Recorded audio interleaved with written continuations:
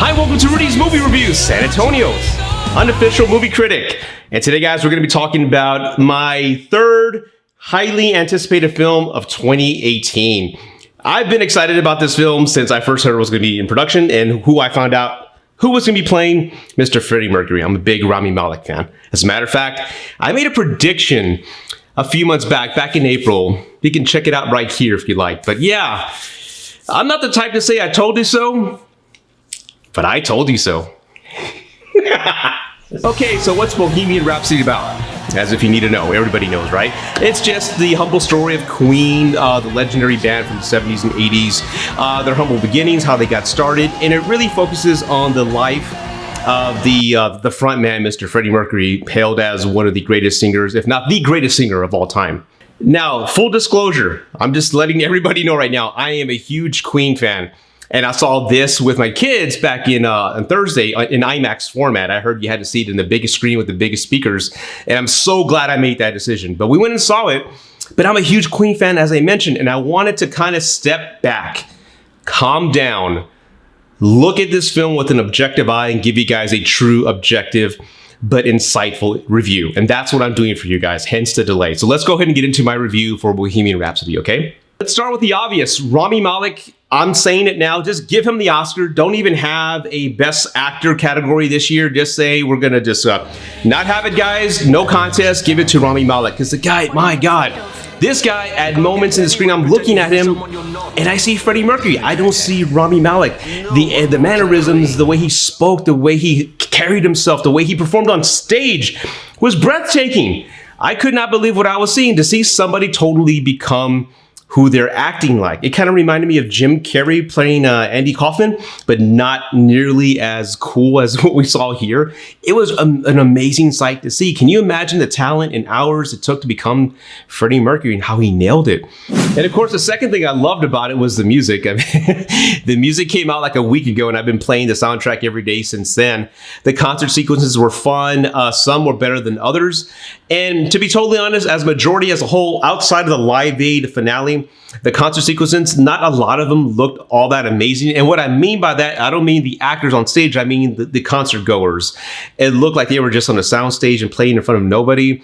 And then after you see a film like A Star Is Born, which I thought it was okay, but the concert sequences that you saw that were shot there with a live audience, I really wish they could have blended a little bit more of a live audience presence in the concert sequences. I mean, Queen deserves that, right? And also the on-screen chemistry with the band was fun to watch. I really wish we had more of them together on screen, because when they were, it was fun. There was engagement, there was some bickering back and forth. They called themselves a family and you really felt it.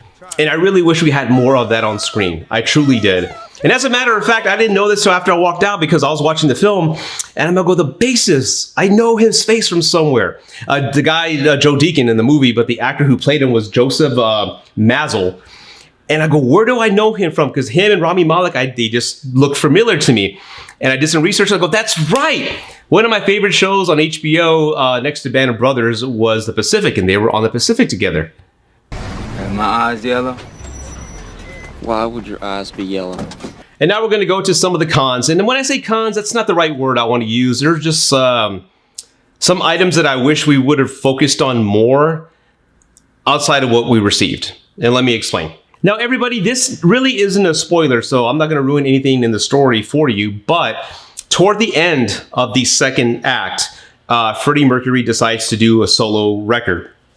And for the next 30 minutes or so, we don't see any of the band anymore. It's really just focused on Freddie Mercury, his projects, and then it dives into his sexuality, which was expected. Now, I didn't mind all that, not whatsoever. It's just the film was better when the band was together on screen.